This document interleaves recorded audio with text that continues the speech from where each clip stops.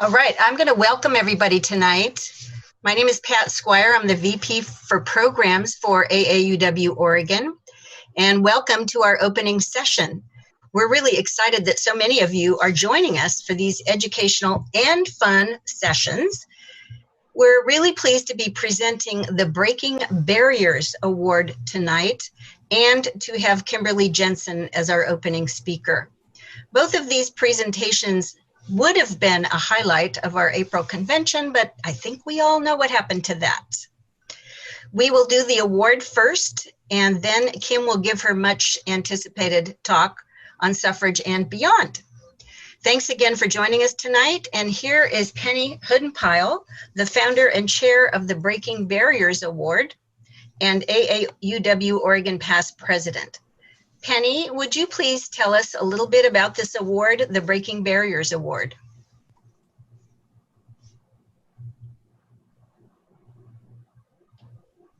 Good evening, everyone. It's nice to be here with you. I'm Penny Hoodenpyle, an online branch member, and I'm very honored to have all of you join us as we recognize our 2020 Breaking Barriers Achievement Award winner, the Oregon Women's History Consortium. Joining us today representing the consortium are Kim Jensen and Jan Dilge. Kim is the president and of the board of the consortium, and Jan is the treasurer, and welcome to you both. The Breaking Barriers Achievement Award recognizes a community member or a group not affiliated with AAUW who exemplifies the mission of AAUW in all of the work they do. This is the 6th year for our award, and the consortium is the first group to win our Breaking Barriers Achievement Award.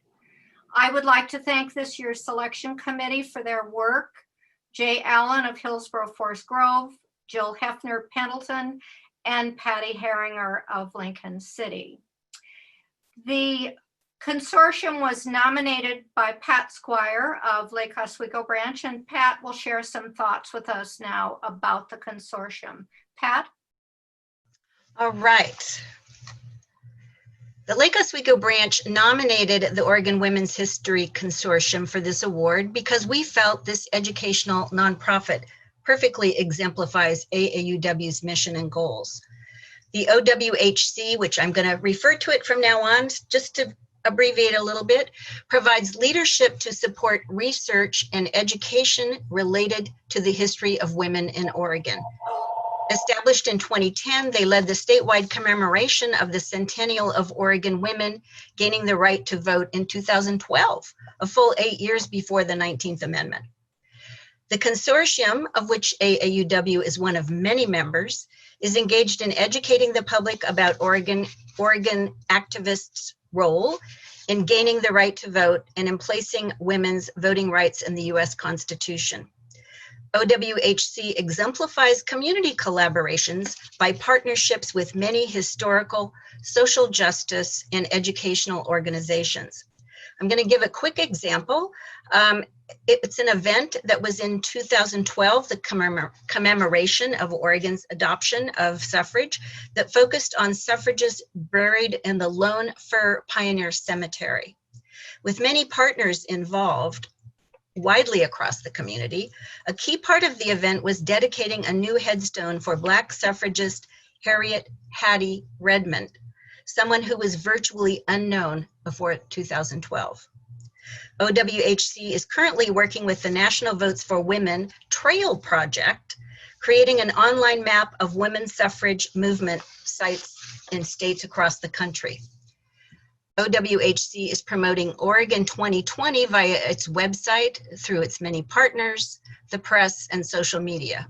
They are demonstrating that there is a clear line from the suffrage movement of the 19th and 20th centuries to women's participation in voting rights, civil rights, and citizenship issues in the 21st century. The nomination I wrote for this award is 3 pages, but I'm just going to conclude tonight by saying if you haven't been to their website, you should go soon to OregonWomen'sHistory.org, and I'll put it on the chat. so you can check it out. You should check it out and get involved, especially this month of August. Here to accept the award on behalf of the Oregon Women's History Consortium is Janice Dilge, Vice President and Treasurer. She's an independent historian with her own company called History Built. She collaborated on the Oregon Jewish Museum and Center, which opened recently, and was the project director for the Century of Action Oregon Women Vote 1912 to 2012. Jan recently did a Zoom meeting with the Portland branch about suffrage. And Jan, I hope you'll talk about Chalk the Vote. Penny, would you like to present the award? I will do that. So, Kimberly and Jan, on behalf of AAUW of Oregon, I would like to present you with this plaque honoring your work on behalf of Oregon women and girls. And the plaque reads, AAUW of Oregon 2020 Breaking Barriers Achievement Award, presented to Oregon Women's History Consortium in recognition of your leadership to support research and education related to the history of women in Oregon. In addition to the plaque and a certificate, we have two gifts for you. The first is, of course, Lily Ledbetter's book, Grace and Grit. And the second is a book called The Book of Gutsy Women, and it is by the two Clintons, Hillary and Chelsea. So we are so pleased to give you this award, and we thank you so very much. Jan will talk to us now about the OWHC and their work on the history of women in Oregon. Thank you.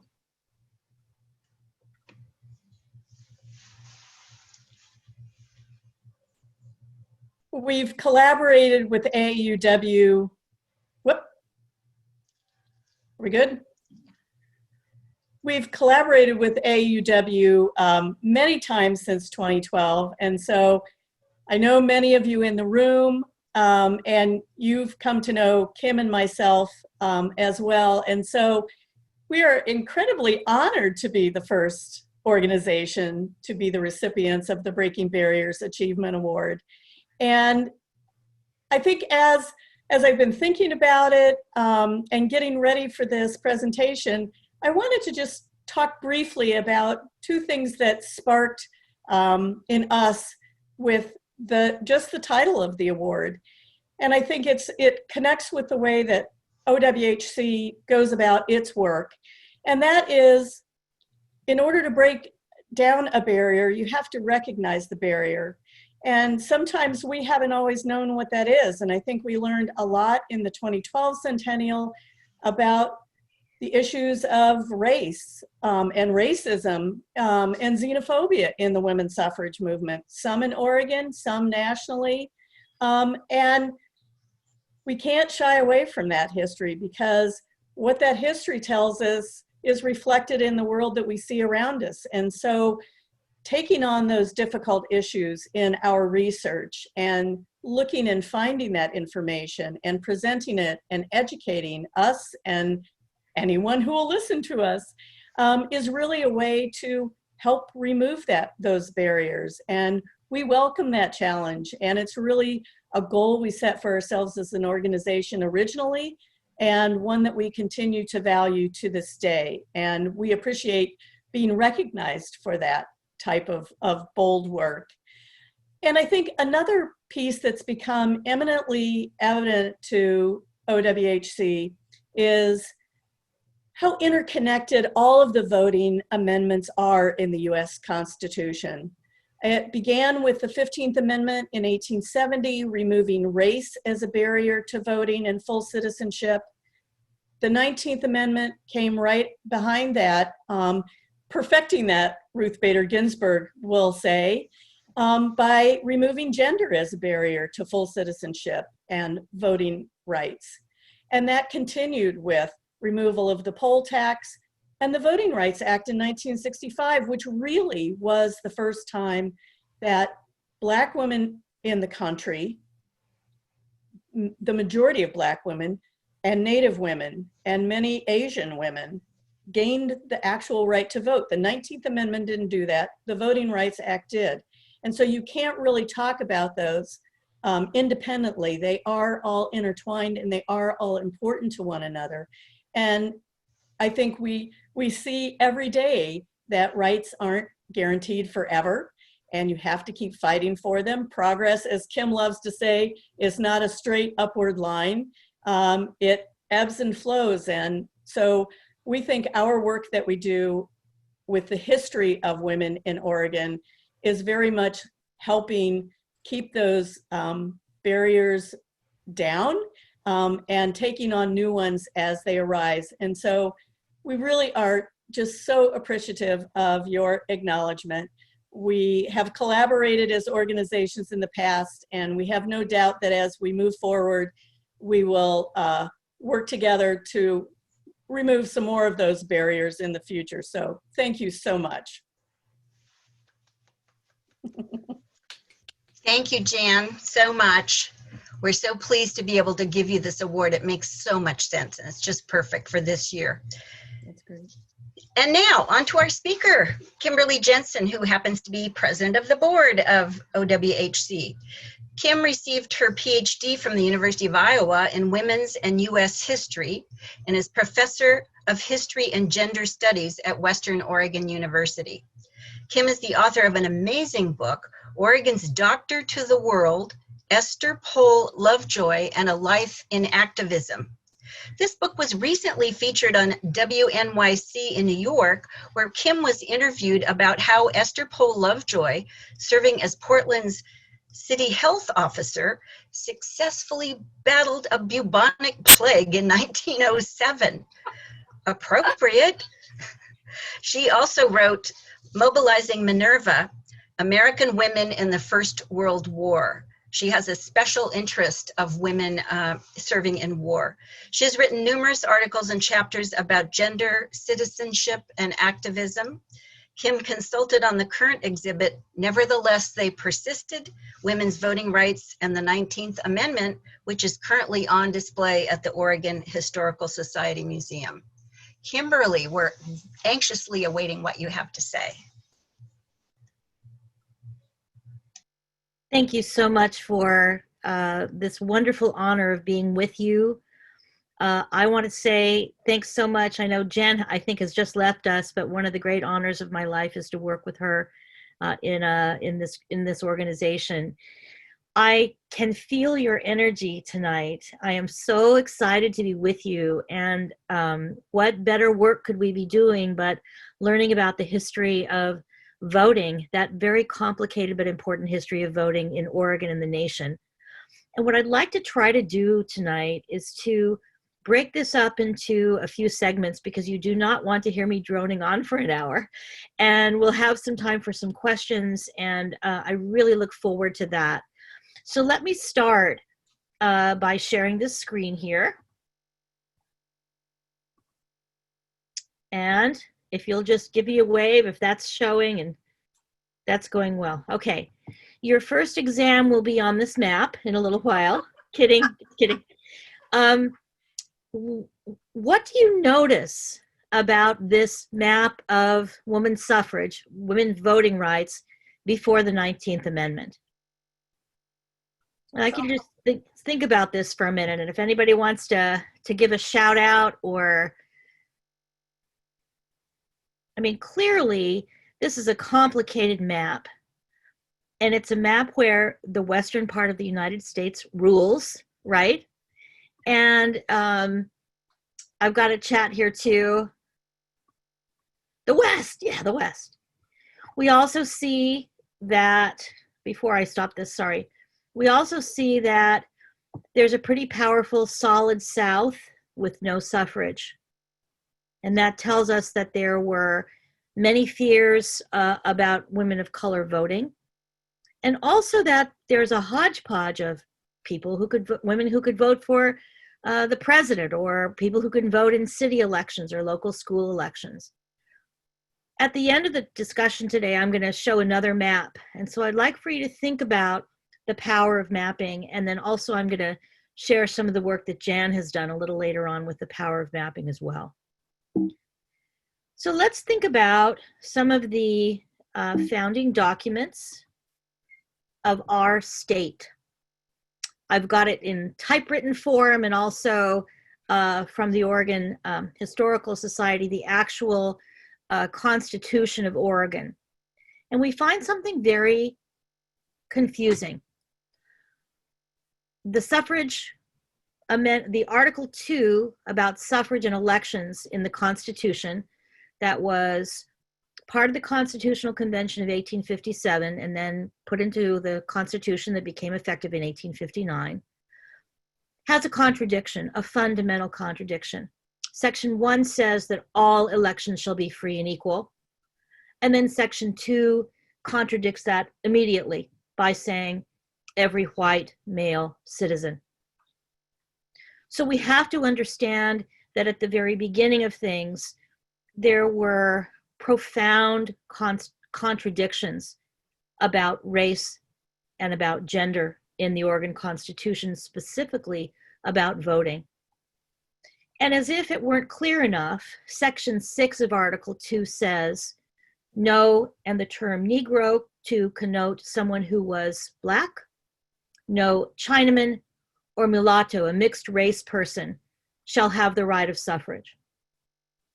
So it's very clear. In addition, the Oregon Constitution was formed with Black exclusion laws at its foundation. And you don't have to read through all of this, but just to say that if Oregon voted to allow slavery, that would be one thing. But if not, there were exclusion laws, and these went into force, showing that if you were a Black person, you could not have real estate, make contracts. You did not have the power to be a member of this society.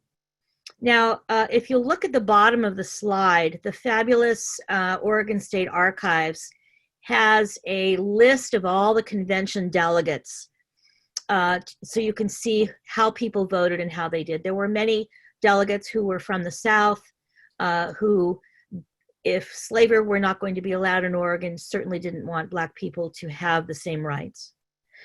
What do we know? We know that from the very foundations of the Constitution of Oregon, that there were deep discriminatory gulfs between who could participate and who could not, and that women of color were doubly burdened by these rules. The 15th Amendment that was ratified after the Constitution, after Oregon became a state in 1870 after the Civil War, as Jan mentioned, was federal legislation. The 13th Amendment after the Civil War ended slavery. The 14th Amendment said if you were born in the United States, you're a citizen. We'll talk about that in just a moment. And the 15th Amendment, ratified in 1870, technically overturned Oregon's white requirement for voting. So when questions came up, the 15th Amendment took precedence over the state law that we've seen, the elections law. I'd always like for us to remember that Oregon was not one of the states that ratified the 15th Amendment at the time. And you'll see in such a very powerful way that Oregon did not ratify the 15th Amendment until 1959. So those are the foundations. Why do I lay these foundations out for you? Because on the one hand, we have to hold in our hand all the time the knowledge that these deeply discriminatory barriers were a part of Oregon from the very beginning. But also, as we will see, that within those barriers, there were barrier breakers, as your award suggests. There were those who challenged this system. If we only celebrate without recognizing that discrimination, we've missed everything. And I think we do a disservice to ourselves and others to not see both in the same way. So that's what I'm going to hopefully argue for you today. I also want to point out, and we can talk more about this in the discussion if you'd like, that Article 2, Section 3 said that if you are imprisoned in the penitentiary, or if you are in a institution of the state, such as the Oregon State Hospital, that you can't vote. And so part of this unfolding story about voting is the removal of restrictions on felons who have served their time in 1944 in Oregon, and the beginnings of challenging those developmentally challenged folks in Oregon beginning in 1980 for their right to have the right to vote. So these are very important parts of this, the constitutional space here. So let's take just a moment and see if you have some questions here, and I will quickly check out the chat. Okay, I see a question here about the poll tax. Question from Cynthia. My parents had to pay the poll tax in Alabama where I grew up. This is such an interesting question. One of the things we're going to see is that there are new restrictions that are placed on voting, but there are some continuing ones. And Oregon actually had a poll tax. And I used to think that a poll tax meant the polling place, that you actually had to pay the tax when you went to vote. And Lane Sawyer at the Oregon State Archives and other folks have helped me learn that the poll tax was actually about the poll is your head. And so it was a per capita tax, and you had to pay it in order to access services and in order to exercise certain rights, like the right to vote. Interestingly, Oregon repealed its poll tax in 1910. So it's part of that interesting uneven development. Some questions about this first sort of setting up the foundation before we talk about suffrage activism. Some questions that you might have.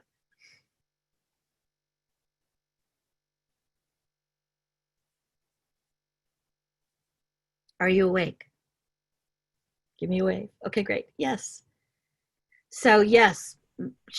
So Cynthia says her mother was appalled because she'd moved to New Jersey. Yeah, very important. Susan, do you have your hand up?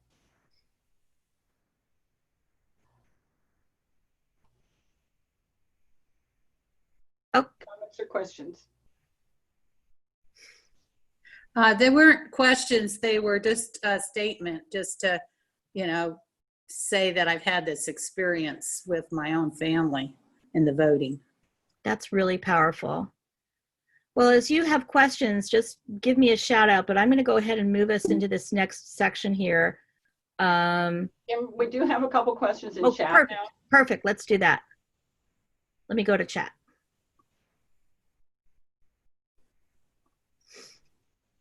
Starting with Linda.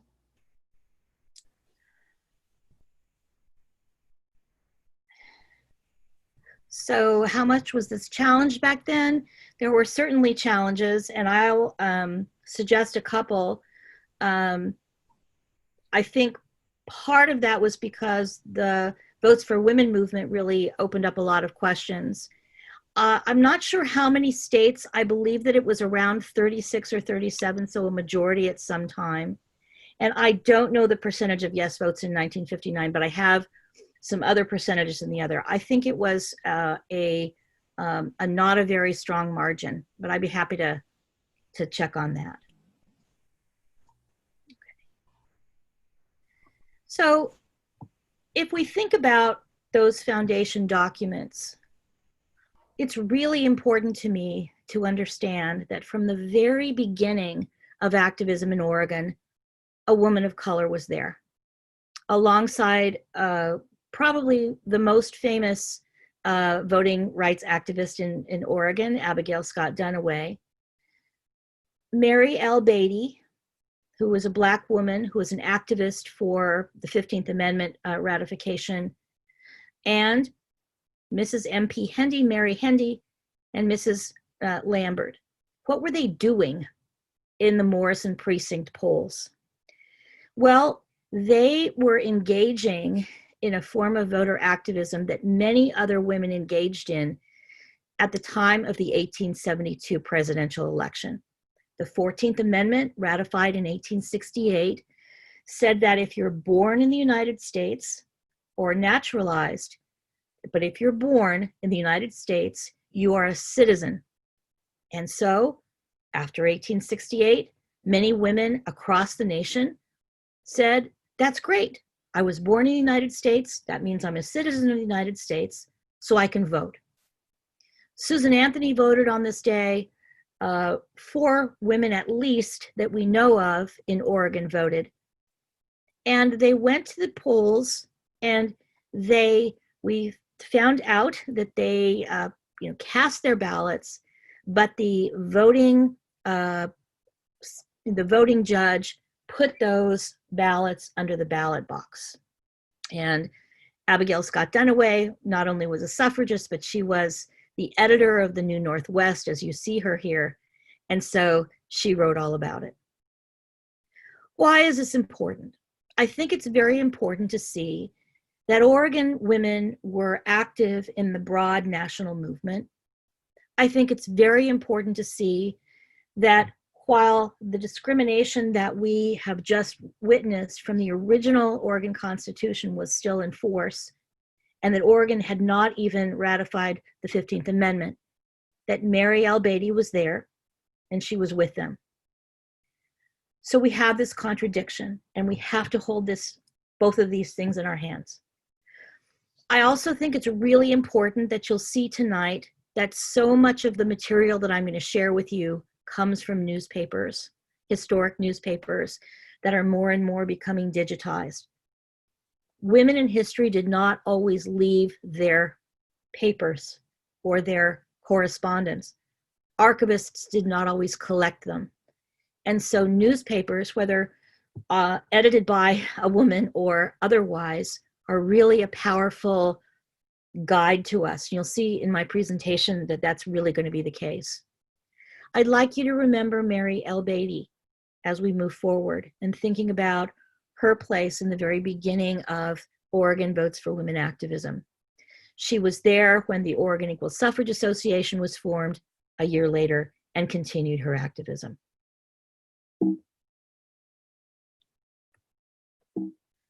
I don't know why I'm having trouble advancing this. I'm so sorry.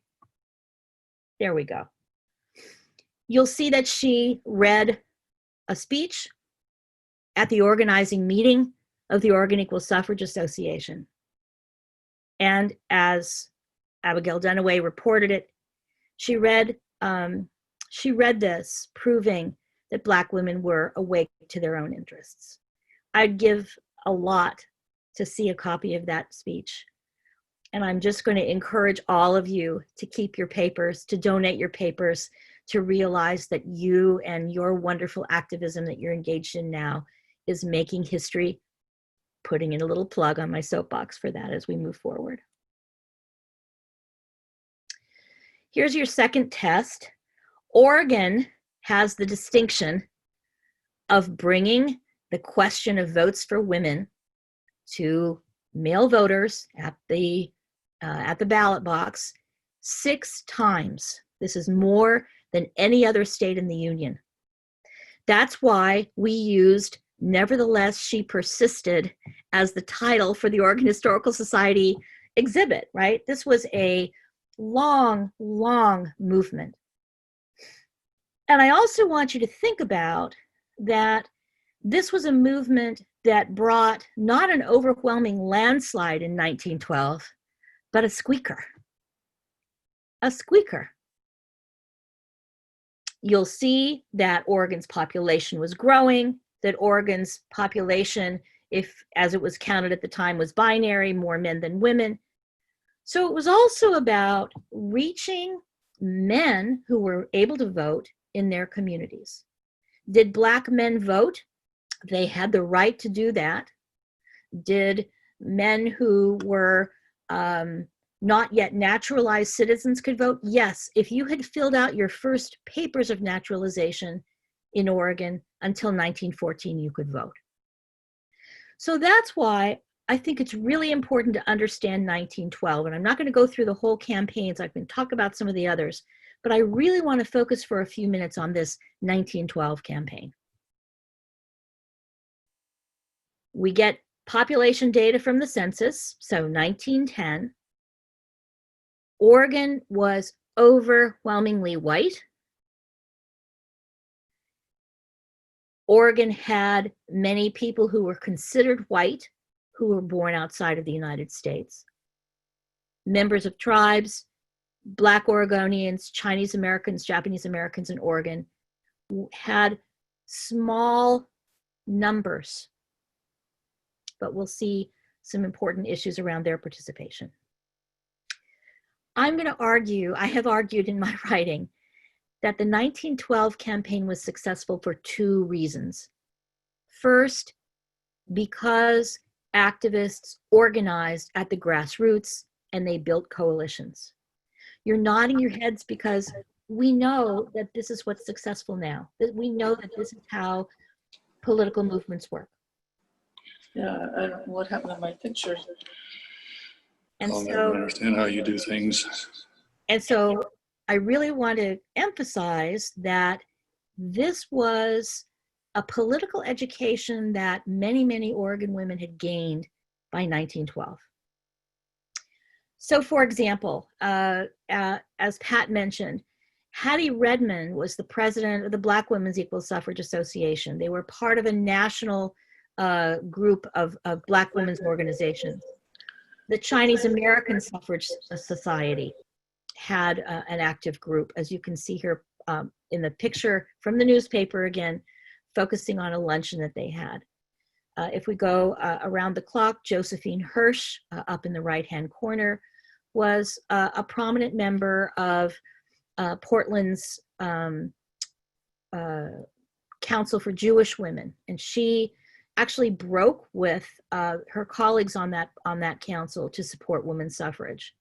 Over in the left-hand corner, we have Pike Davis, who was the chair of the Men's Association. Very important to have male allies in this process. In the wonderful hat is Marie Equi, who was a suffrage activist who became even more radical after the 1912 campaign. And I'll talk more about her in a little bit, but she was someone who was she was a medical doctor, she was an advocate for workers' rights, and she lived openly with a woman that she loved, and they shared a daughter. She may have identified as a lesbian today. And then next to her is Esther Lovejoy, about whom I have written, who was a working woman. She was raised in a logging camp, and she worked her way through medical school and formed what she called Everybody's Equal Suffrage Association. She was hearing from working women that it was hard for them to pay the monthly dues for suffrage groups. And so everybody's had a life dues of only 25 cents, and everybody was automatically a vice president for life. So she was kind of challenging those hierarchies. And then one of my favorite groups you'll see in the newspaper article is the Stenographers Equal Suffrage League. Portland alone had 23 separate suffrage organizations. And what are they doing? They are speaking to the men in their communities. They're making the argument about why they and their communities need the vote. And they're reaching locally, but there were all kinds of forums, shared speakers. So grassroots and coalition building is really very important. And you can see in a few of these headlines that this was true. There were dozens of organizations across the state. So one of the reasons that 1912 was successful is grassroots organizing and coalition building across lines of race, ethnicity, and class, as well as religious groups and others in that. The second factor in why 1912 was that suffrage activists were savvy in the use of the popular culture of the time, the social media of the time. And I'll just show you a few examples of this. They really broke with Abigail Scott Duniway and the 19th century view that you don't want to talk a lot about votes for women. You don't want to shake things up too much. You want to talk with influential legislators and lobby, but you don't want to have what Duniway called hurrah campaigns. 1912 was the complete opposite. Everything was out there on the social media of the time. This is one of my favorites. If you went to the theater, this would be on the curtain before the show started. And it's focusing on the fact that the states surrounding Oregon, Washington, Idaho, and California all had votes for women. And so by using this very clever graphic, this editorial cartoon, it is not good that man should be alone. The idea is that, you know, things are going really well in California, Idaho, and Washington, but poor Oregon, he's all alone, and, you know, get with the program there. This is a suffrage lunch wagon. If you want to build publicity in Portland in June of 1912, you go to the Rose Festival and you have street theater.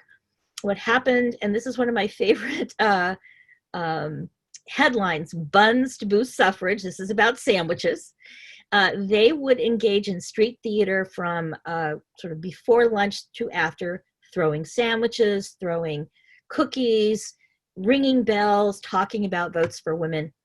And Esther Lovejoy is right here holding that umbrella. They also used a lot of humor and cleverness. This is one of their things that they would pass out. This book contains all the reasons why women should not have the ballot. And of course, it's a blank book. That's one of my favorites. So in this successful 1912 campaign, most women in Oregon gained the right to vote. And in 1912, that included voting in city elections right after November 1912, all the way up to voting in presidential elections.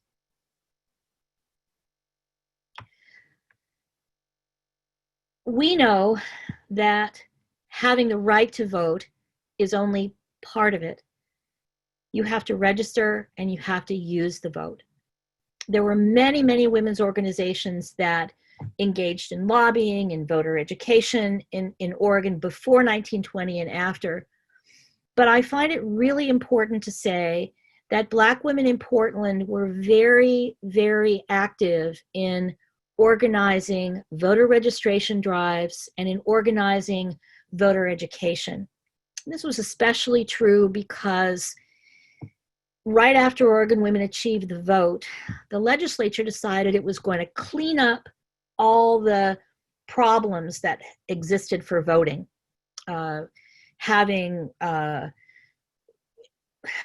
creating a voter pamphlet that was easily accessible and other things. But one of the main things that they did was to begin the process of permanent voter registration.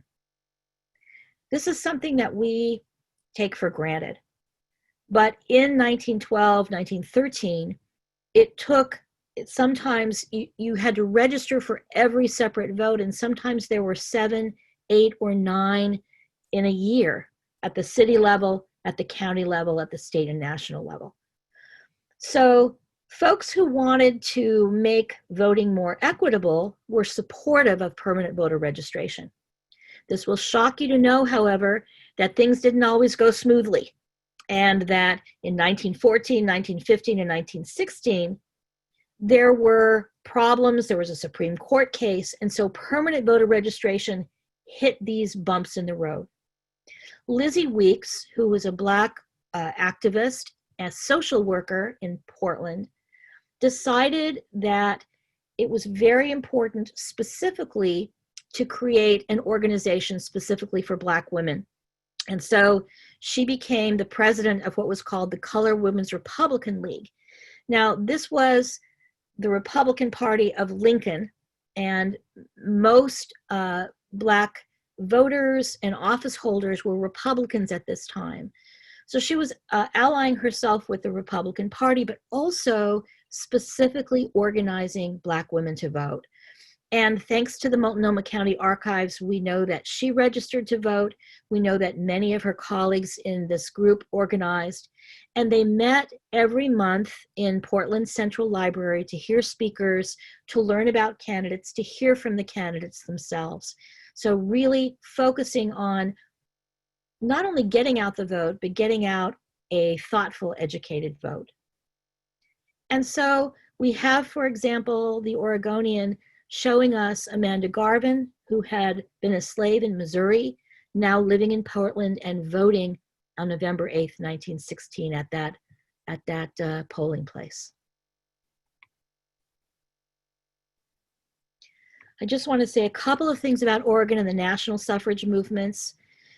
We all know, I think, about the National Women's Party and members that engaged in protests during World War I, using Wilson's wartime calls for the United States to participate in World War I to safeguard democracy, and underscoring that the United States was not a place of democracy, and calling on women to be able to have a constitutional amendment for the vote. Two Oregon women, Betty Graham and Alice Graham, pictured here, were part of the group that was arrested in November of 1917 for picketing the White House. Actually, they were arrested for obstructing traffic, and they were sent to the Occoquan workhouse, where they hunger struck and were force-fed, along with Alice Paul and other leaders. So the Graham sisters, also the Wold sisters, were in Washington, D.C. and participating in these protests. The National Women's Party wanted to have a constitutional amendment. They believed in more confrontational tactics like picketing and hunger striking. And as the name suggests, they wanted women to be an actual force in a party of their own. More moderate suffragists in Oregon and around the nation affiliated with the National American Women's Suffrage Association and sort of this moderate group. In my personal view, it takes the radicals hunger striking, picketing, in order for suffrage to seem a little more, the moderates to seem a little more acceptable. And I think those radical tactics really made a difference. So Oregon had its third woman in the legislature. She was serving at the time as the only woman, Sylvia Thompson, in 1920. And so she and Robert Farrell in the Senate co-sponsored Oregon's ratification of the 19th Amendment. Of course, the states had to ratify it once the US Congress had passed it. And that happened on January 14th, 1920. And Oregon became the 25th state to ratify the 19th Amendment. And here you see the editorial cartoonist, Murray Wade, giving a send up to that.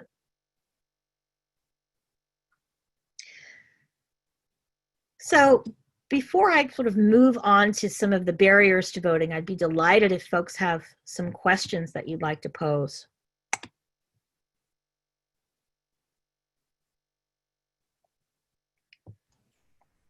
And folks, you can go ahead and unmute yourself if you want to ask a question or make a comment.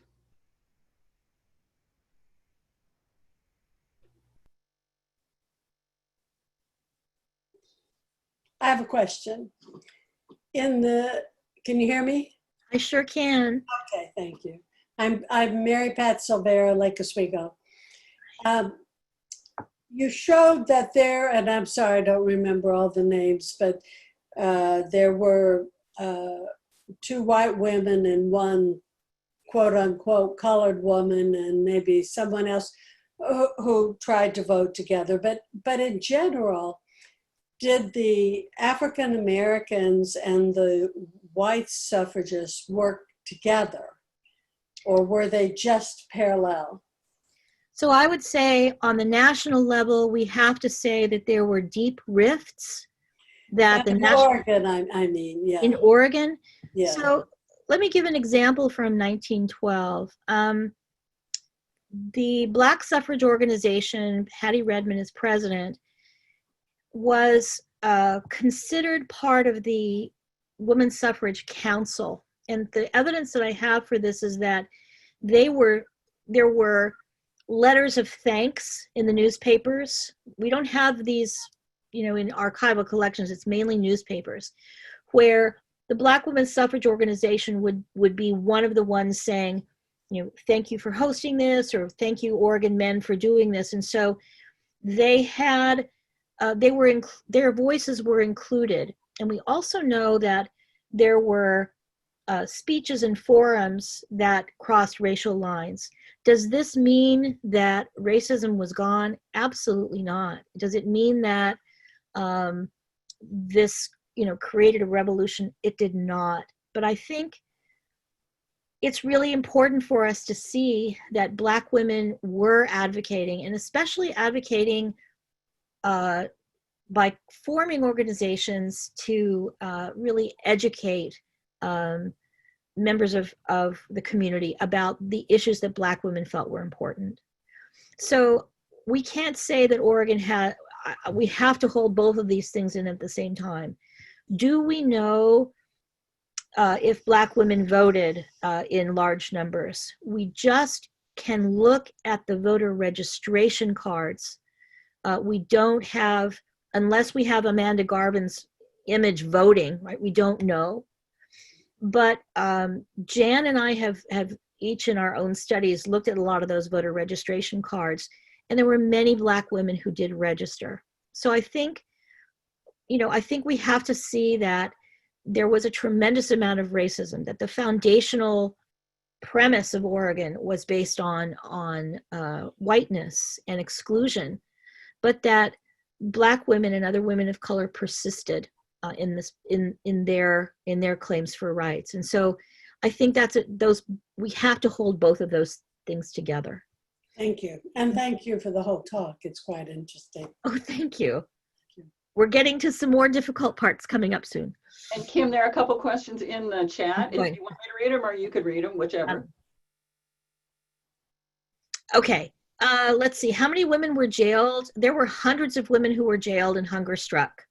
And there were 9 Oregon women that we know of that did. Conversations between wives and husbands about the right to vote. This is such an interesting thing because one of the complicating issues was the question of prohibition. And we don't have 20 hours to talk more about this, but what I found, for example, is that in Salem, there was a special election about local option prohibition right after, so this is 1913. And there were women who voted against prohibition along with their husbands, and there were women and their husbands who voted for it. So there was also a lot of discussion, I think, about policies and implementation. Esther Lovejoy lost her first husband before 1912, but she married George Lovejoy during the campaign, and they campaigned together. And so just as we know today, this varied from, household to household and group to group in that way. Eastern Oregon women did participate. And one of the most important things that we can do is support the digitization of historic newspapers, or go down and do the microfilm, which I think is great, because the newspapers are the place where we really find that. And so we really see women across the state doing that.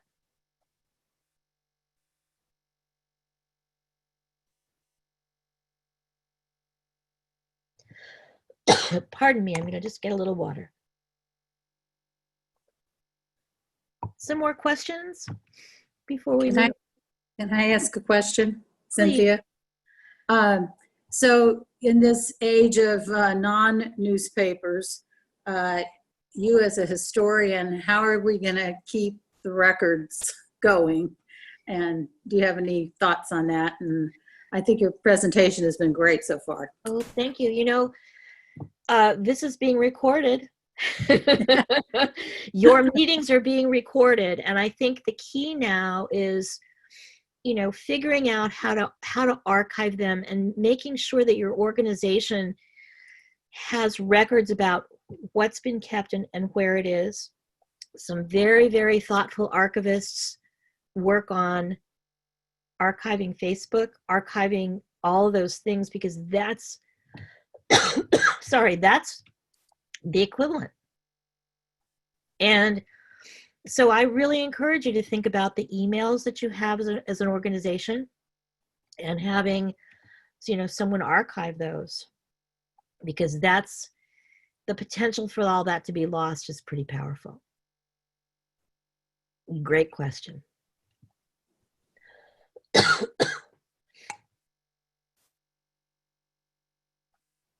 Okay.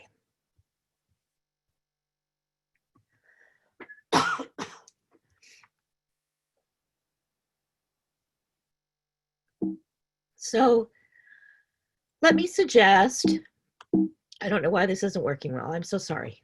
There we go. It's a mistake for us to think about progress.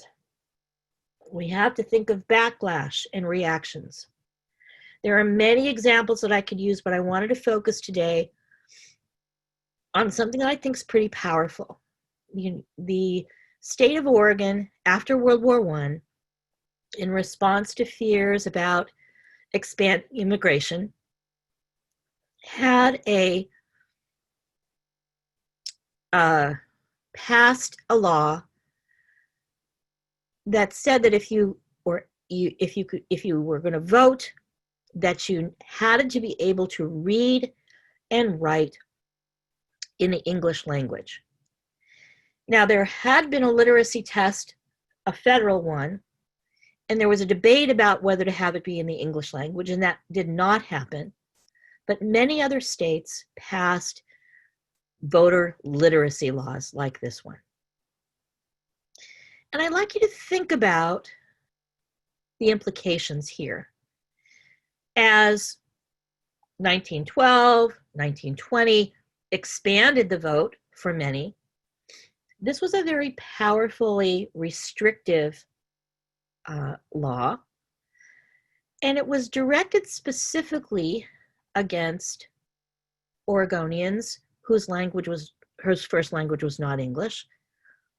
And also, it was very much a class-based system.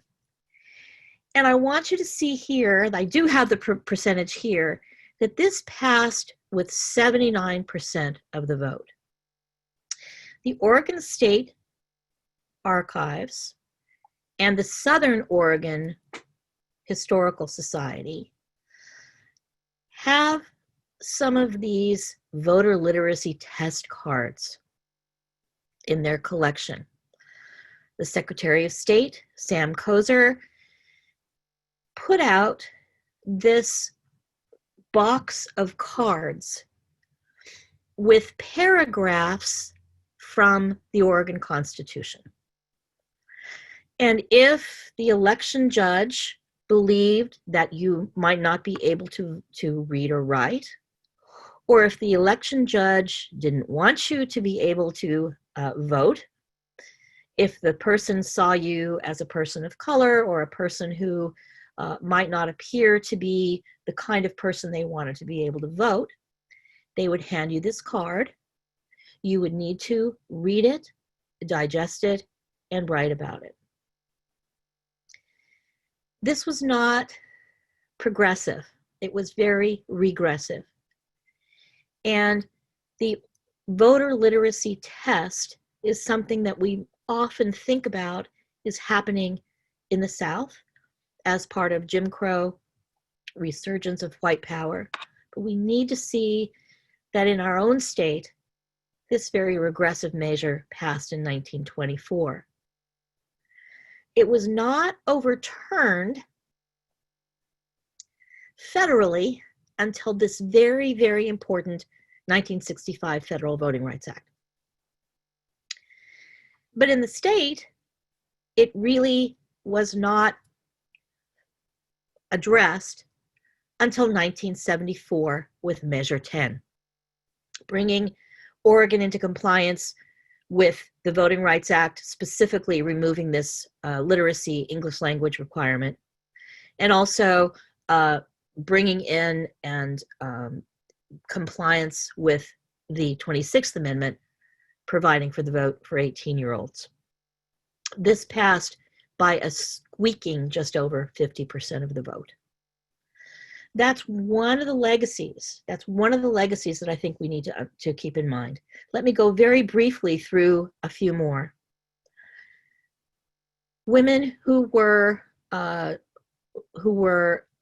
Native people, who were part of Oregon's tribes, were unable to vote, as were men, until the Indian Citizenship Act of 1924. But I also want you to think about that the Indian Citizenship Act empowered many members of Oregon's tribes, but it came at the same time that the literacy qualification, the English writing qualification was there, bringing barriers at the same time that the Citizenship Act provided for US in addition to tribal citizenship. I'm going to quickly look here because I think there might be a question. So I think this is a really great question about the literacy test cards, and it did require significant education. There were many Oregonians of color who had that education and who were able to be successful, but there were many Oregonians, including Oregonians of color, who were not.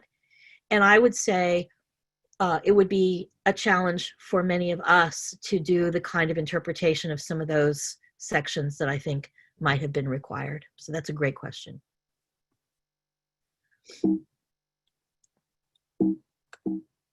I'm sorry, I'm having trouble with this. You're very kind and helpful. There we go.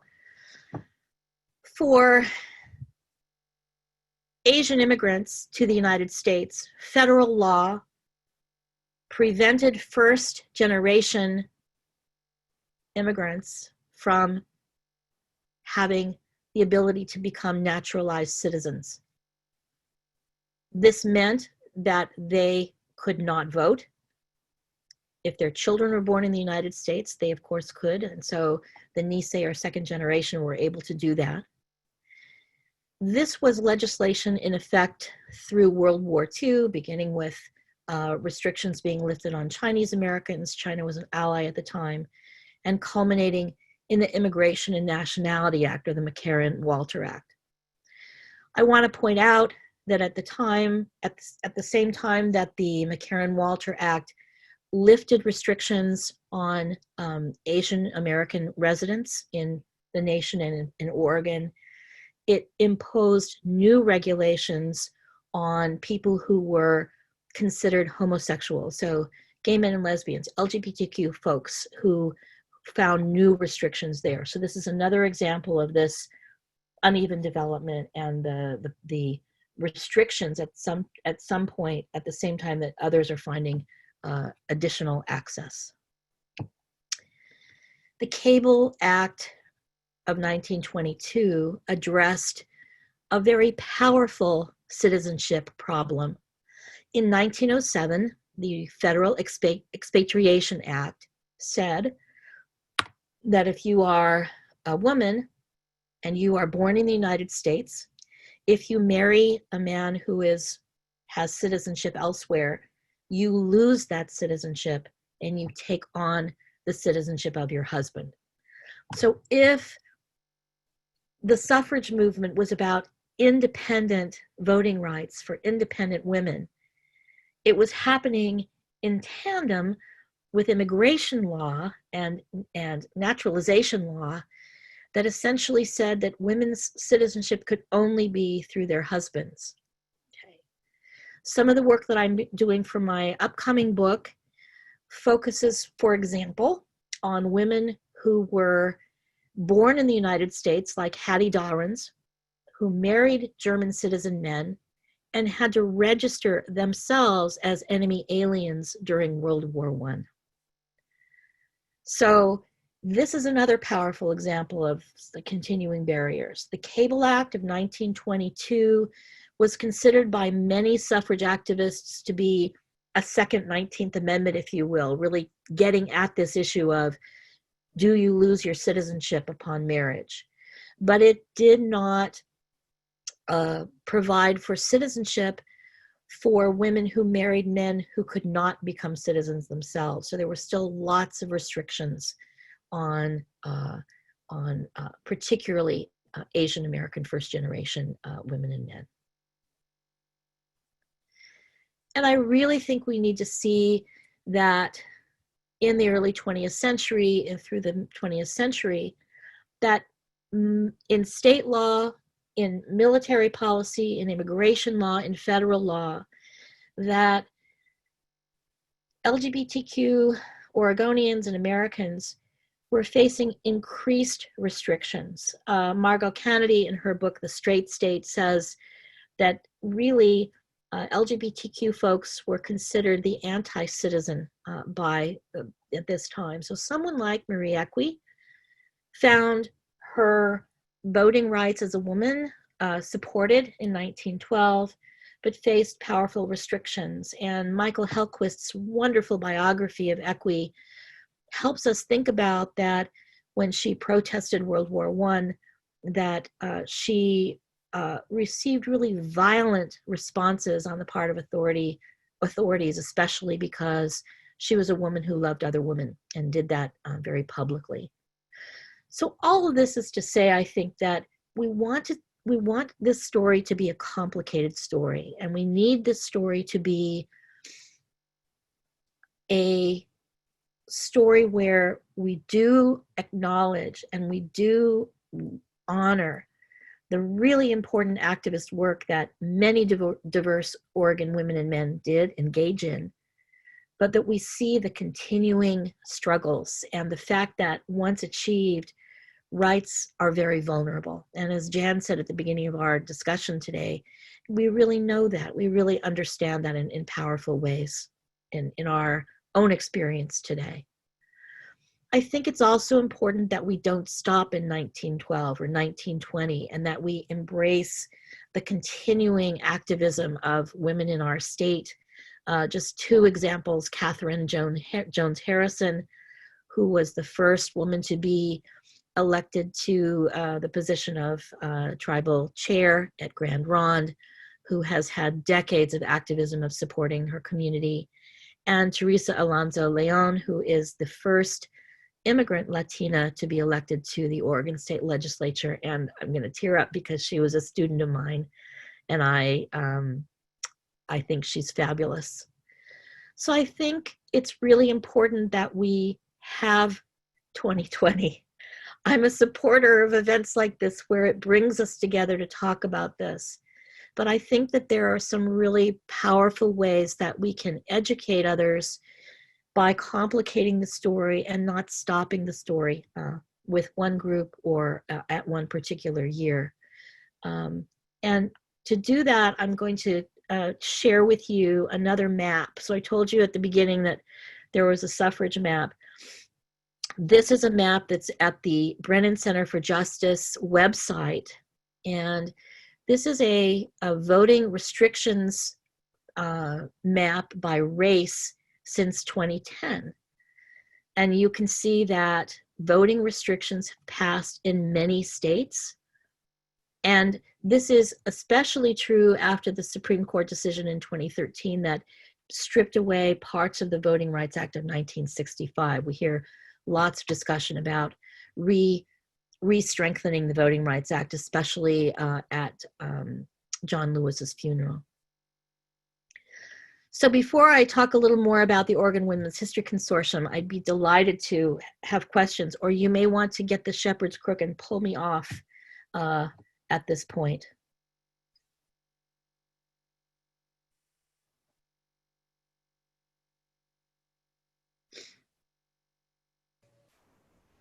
I have a quick question. Are most of these voting restrictions passed since 2010? Are we saying these are all still on the books right now?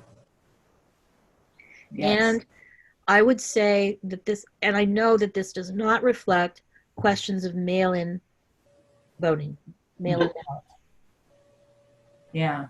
because that's unfolding right now. And of course, Oregon has had a very impressive record in terms of mail-in voting, motor voter, and other measures. So we have that important part of our story. And Sharon, you're open. Talk. okay. And what kinds of restrictions are these, the red states?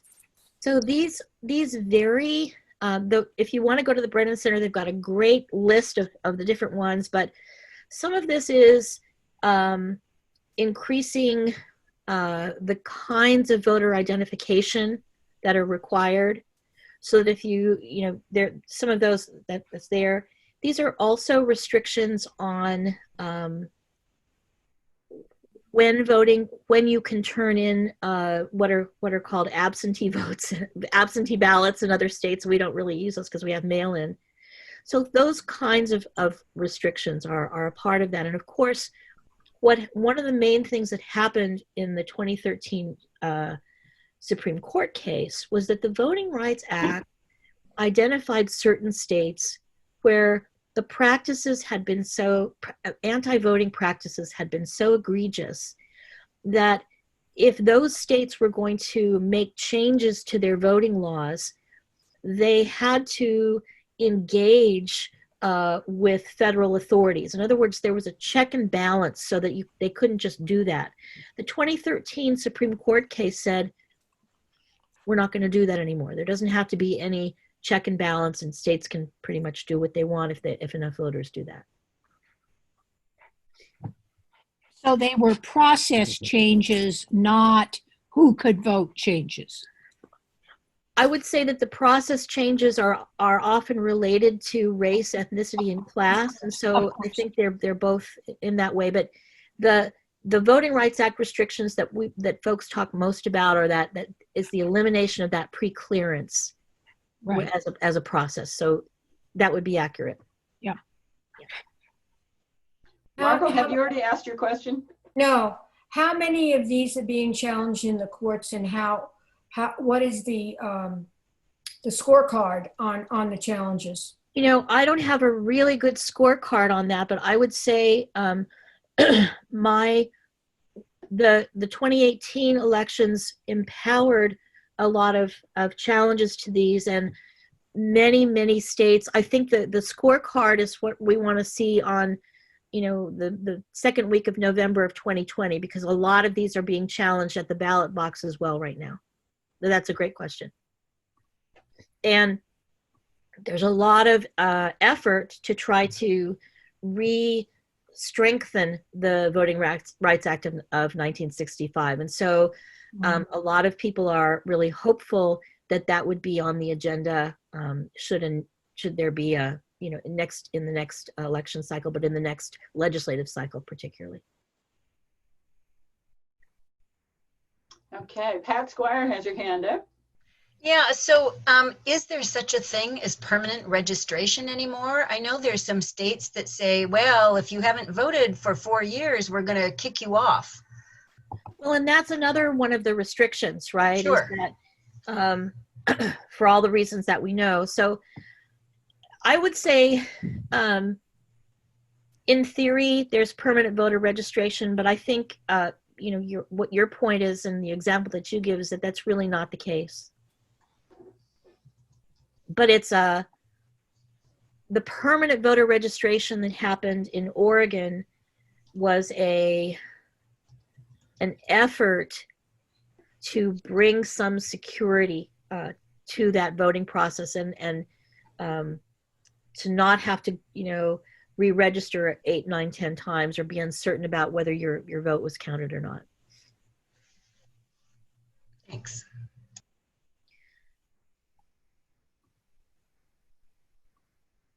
Elena, did you want to ask your question out loud, or should I read it off the screen? I'll go ahead.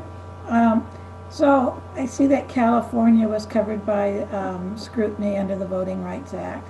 Yeah. What were they doing? And was it more than just Orange County? They were targeting Latinx residents and citizens. So there were a lot of restrictions based on race. I had no idea. Of course, I didn't know I was in a segregated community when I grew up either.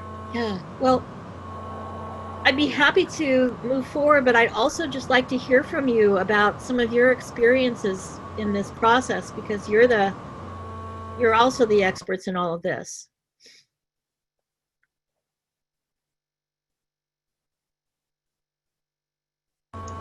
So when I was young, Watts burned a couple of times, and I remember the adults sitting on the roof of the house in San Fernando Valley watching for the smoke, and they were very concerned that, but the only thing we knew about black people was, number one, there aren't any in the schools, and maybe one family that was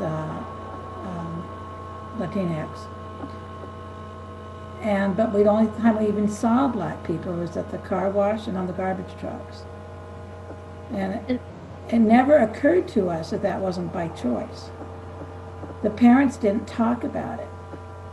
So like now studying white supremacy, it's like, how do you benefit from white supremacy? It's like, well, all the fees that you pay, it's like the steerage passengers on the Titanic individually paid more than the cost of their passage, because that lowered the fees for the rich people. Theirs got lower because the steerage people helped pay their portion.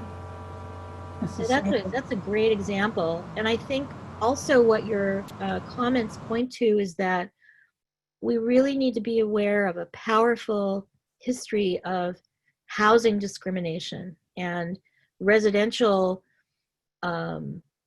covenants, residential, neighborhood covenants, and a practice that realtors and banks engaged in to, prevent people of color from living in certain neighborhoods. And so that's also then a way of having something to do with voting, because you vote in your community, you vote where you live. And also then one of the big questions for voting equality is redistricting. And so those are things that are very powerfully intertwined as well. Well, the thing I just recently learned within the last 2 weeks was that a lot of the segregation was promulgated and forced by the government, by the federal government. And ways they did it was ripping out neighborhoods, successful ones, for development projects. But one of the hugest was the Federal Housing Administration. Exactly. And they put the covenants on the deeds as a requirement to get the loans. Exactly. So, yeah, I think I don't think we can really separate these, and I really appreciate those comments. I think it's really, really important. Well, let me share just a couple of resources with you, and then I'd be happy to take lots more questions. We've talked just a little bit about the consortium, and I wanted to encourage you to visit our consortium. And one of the things that I'd like you to think about is that we have a number of interviews that students have done, Western Oregon University students have done, with leaders, with scholars, but also that they've done some research and documents to help build our history. And one of the projects that my students were really interested in was to try to think about what can we learn about Latinas in 1920, and especially in Oregon, what can we do with that? And so we have the Oregon women in the 1920 census born in Mexico. And this isn't live, so I don't have the links here, but my students learned a lot about researching with the census, but also that there were many women from Mexico who were, they had been in Oregon for, a decade or more. Many of them were working with the railroads. The railroad was a real recruiter. And so I think, for them, it was important not only to say, what do we know about Oregon women in 2020, but also, can we open up the questions we're asking about 1920 and try to find out what women were doing across Oregon, what diverse women were up to in this process. So I'm encouraging you to go there. And Jan has left us, but I want to tell you what a fabulous person she is, and that she is Oregon's representative to the National Collaborative for Women's History Sites. And I really encourage you to visit our website, because you can help put women on the map. And it's literally, using newspapers, using local resources to document women's stories across Oregon. And Jan has been so effective in building this. And so when you visit this, you'll be on fire about that process. And you can also connect with the resources there, and also with us at the consortium if you have someone that you'd like to nominate. And then Jan wanted me to let you know too that we still have a few pins left. Some people have written to us asking about this. So if you're interested, please go ahead and email, and someone will answer that for you. But Jan was the designer of these, and I just think they're pretty fabulous. And really thinking about that Oregon story is an ongoing one in that process. So I'm happy to take questions, and I'm happy to dance back in the presentation to other parts of it if you have some things you'd like to raise or questions that you have, but also happy to hear your experiences as well. Please, anyone, feel free to ask Kimberly some questions. Well, she said she was going to dance. Oh, well, in that case. No, this is it. So I have a question for all of you. I'd really like to know,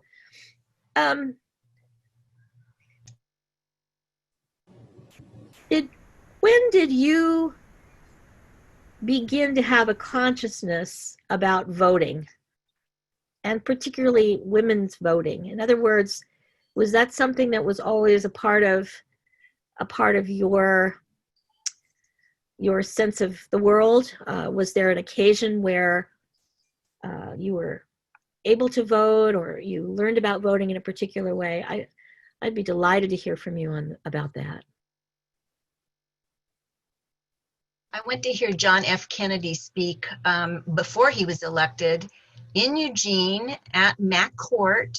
And I was in, I don't know, I guess the 7th or 8th grade. I went with a girlfriend. Her brother took us. It was just us there. And that I wanted to vote right then.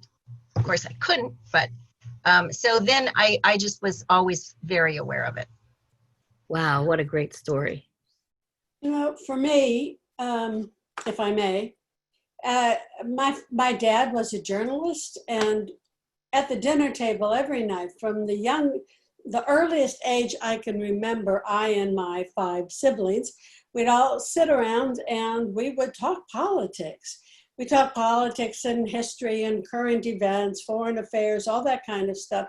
And it was just, I don't know, voting was just what you did, I mean, it was never a question for me whether I would vote or not. It was a question of getting to be old enough to vote. In terms of women's voting, I would say, I mean, I never really thought a lot about it until this centennial. I mean, of course, I knew women didn't always have the vote, and we did now, and so forth, but I never really gave it that much thought. So centennial's been good for that reason, among many others. I do think that centennials give us an opportunity to reflect and to learn, and it's it's energizing. And so I'm glad you feel that way too. Yeah. Kimberly, this is Marty Stevens, and I just wanted to share my my voting tradition started in public school, elementary school, when we had elections with student council and the like. And I just never looked back. I did not think, I was like what Mary Pat said, never thought of not being able to vote, but knew a little bit of the history about it. There was not a lot of discussion in my family about it, except we knew my dad was the Democrat and my mom was the Republican. Oh, that's I just great. knew it. That's great. Let me read some of the chat. Let's see, from Catherine Cheney, voting was always an expectation like going to college. Debbie Trapp Rome, I registered to vote as a high school senior and voted in a local school bond measure. If I butcher your name, it's your fault for not doing your own talking. From Camille, when I was a high school senior, my classmate Lindy's mom was a candidate for the US Senate. She lost in the primary, but it was a revelation to me about who could be a candidate. Denise Mitchell, growing up during the Vietnam War era, we were very aware of fighting to lower the voting age to 18. I remember that too. Marie Mueller, my grandmother both valued education and voted. My mother and dad voted. So when I was old enough, I voted. Still voting every election. Yes, Marie, that was my family too. Ilga, I picked up a Barry Goldwater pin when I was a high school sophomore. Cast my first vote for Richard Nixon. My sister was active, Deb Watts, my sister was active in the civil rights movement and went to Mississippi in the summer of 1964 as a freedom rider. This made the right to vote so important to me. And let's see, Sue Klump, when I was a teenager, my grandfather expressed the importance of voting and requested that I register as a Democrat. Nancy, you missed my comment. I turned 18 in 1971, just 2 months after yes. 18-year-olds were able to vote in Oregon. And I was very excited to vote. It was a school bond measure. Oh, that's great. Sorry about that, Susan. That's okay.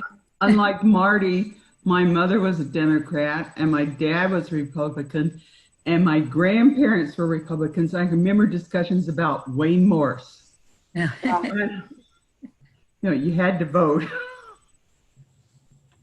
Well, I don't remember so much my own early voting, but I remember when our son turned 18, and that was the big thing. We made a big deal celebration out of it. We took him to dinner. We had him register to vote, and we celebrated his first voting experience. Well, Oregon, you vote anytime, but, he filled out his ballot and he voted, and then we celebrated, went to dinner, and, he had his glass of wine, and that was the big deal. I worked in a high school, and to kids in high school, walking the line, not even getting a diploma, just walking the line meant you were an adult. You didn't even have to graduate, just walking the line. So I wanted Jesse to know that a measure of adulthood was voting. That's how you're an adult, you vote.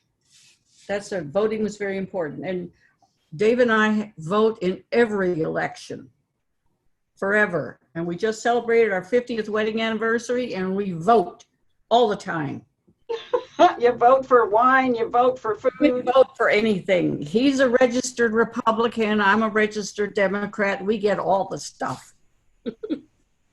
We got more comments. Nyla Chilton wrote, just something my parents always voted, and I just thought it was something one did. Did not give it much thought till I became active in AUW and the women's movement in the 70s. And Jane McEldowney, my schools were polling sites so that seeing people come to vote was explained and understood. As an elementary school student, I saw Harry Truman on a whistle-stop trip and felt a part of the system. I cringe when I hear people I know say that they do not visit, and I do not visit or maybe vote. And I do what I can to persuade them. I miss not going to vote in person. And Marty Mahard, it was something that you did in my family. I remember my parents discussing the voting booklet. My husband and I did the same thing.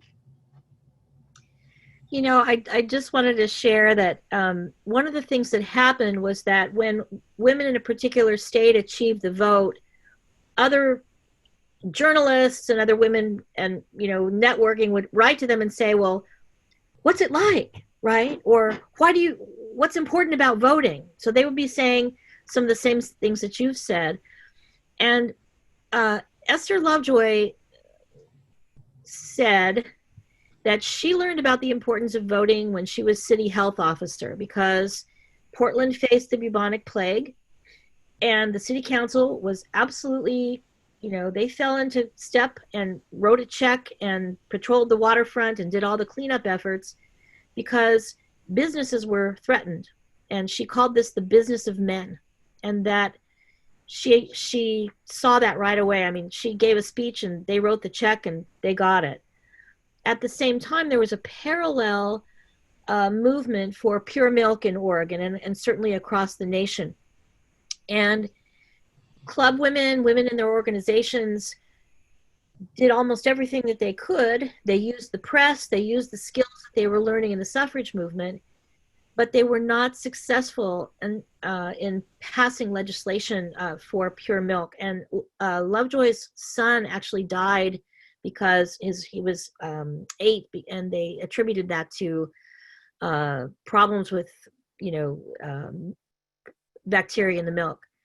And so she said, you know, a whole room full of women could be behind me, but without the vote, it wasn't the same. That the business of men would you know, take precedence all the time.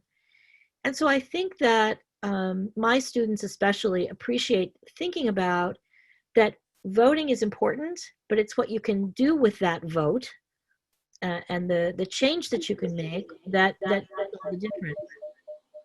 And I think that's something you're expressing tonight. And so my hope is that when we talk to people who may not feel like their vote counts, or who feel like, you know, gosh, things are so difficult, I don't know that voting is going to matter, you know, finding ways to really have them see that that's a part of all of the tools that we have. It's one thing, it's not the only thing that we have. And a lot of my students really are coming to this point of view. They haven't had the experience of seeing why voting is important, or if they have experienced discrimination, they sometimes find it difficult. And so, you know, hearing these stories, sharing these stories with others, I think is really helpful. And sharing your own personal story about how you came to be a voter, I think is a great way of helping somebody connect. I have one more question for you, Kimberly, and that's your perspective on the future, because we seem to be coming to a crisis point. And among the many things that are on our news screens today are, I have never felt like the right to vote has been more blatantly challenged or threatened in my adult life. And are we going to survive this? I mean, we have the potential to make a very positive turn, and maybe this will, you know, inspire people to get out and make sure their vote is, you know, counted, or it could go really wrong. So any thoughts? I have a student who wanted to get into a class of mine that I was teaching that was closed. And he said, I really want to take a class of yours, and I'm related to Elizabeth Cady Stanton, and I think she had something to do with voting, so could I please get in? And that was the door opener, right? He emailed me saying that he had almost given up hope last week. And we had a great hour's conversation. And I think that if all of us could interact with 5 people who, and sometimes that's me. Sometimes I'm the one that's very afraid, Linda, right? Sometimes it's you. But I think that if we can make those connections and we can talk about, you know, what's powerful and important, but also if we can see that it is a crisis, that we are at a crisis point, and that voting is threatening. It is a powerful tool because so many people don't want others to exercise it. If there has ever been proof, then it's there. And so we don't have to wear a sash every day, although you've got some wonderful ones. But I think if we can really, you know, and I know you've probably received some of these studies as well, that if someone who looks up to you, or someone who knows you or has seen you in the community, if you can help talk with them about why voting is important and then get them to do that as well and others to do that as well, that's coalition building from 1912, right? And really working locally to build those coalitions and to reach across communities and to reach across people's experiences. I think that lesson from 1912 is something that I think we are and can build. And I do have hope in the future. And I think mainly because I see my students who are so passionate about remaking the world, so passionate. And I think there's a lot of power there. Katie Goodwin, you're unmuted. Thank you very much. Thank you, Linda.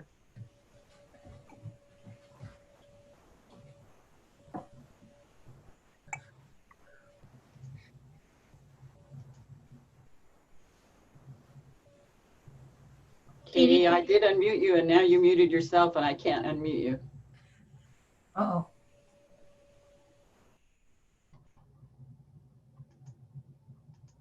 Kim, I'd like to say thank you for tonight. I've appreciated what you've shared with us. It's really interesting. And also want to thank you for writing your book about Dr. Lovejoy. I really enjoyed it, and I'm just glad to almost meet you about it. Thank you.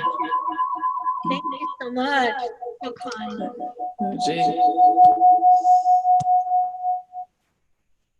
Katie, I'm sorry, I had to mute you back because you were echoing.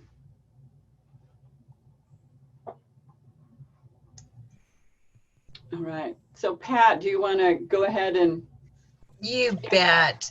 I want to give a huge hand to Kimberly from all of us. We've waited a long time for this talk, but you know, I think you were probably able to do some updates on it since April. And we're just delighted that you could share this time with us. And it was great information. And if people have questions, additional questions, can they email you? Sure, and let me go ahead and put my email address in the chat. Okay.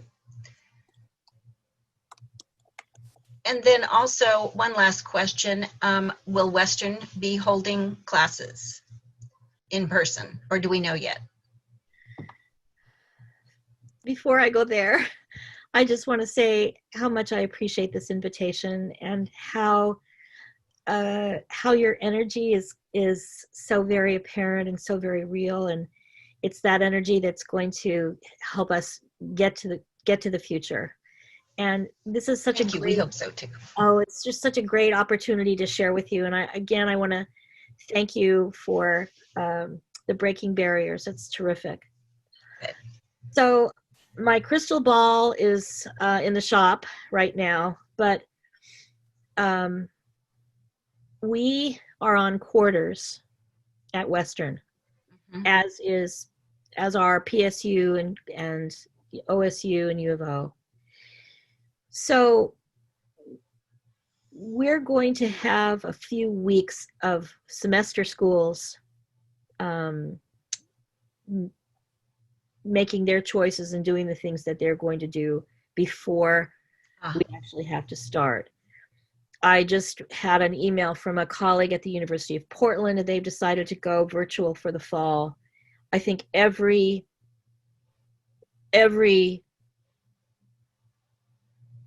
I believe every public and private university and the community colleges have all decided that after Thanksgiving, there will be no in-person classes. The challenge for a place like Western is that we pride ourselves on having small size classes. So to socially distance in a classroom is quite a challenge. And so we all want to be back there, and we all have to see. And I think, you're all facing these same kinds of questions in your lives, right? We just don't know. And so what I'm trying to encourage students to do is to think about that for this next academic year, we have to be very, very flexible, and we have to communicate with each other, and we have to just be somehow able to think about that, our community and the safety of everyone is there. But it's very hard, and one of my great joys is to having energetic discussions in classes. Of course. And so, we will make things work no matter what happens. But I think, my students pretty universally are saying we want to be back in person, but we also want to be safe, and Well, judging from your talk tonight, you really know how to do this Zoom thing. So thank you again very much. We really appreciate your spending time with us and answering our questions. And everyone, tomorrow night at 7, and we hope you join us at 10 to 7 for Kelly Matthews, who will be talking about what we can do to advance our case with social media. Thanks for coming, everyone, and good night to all.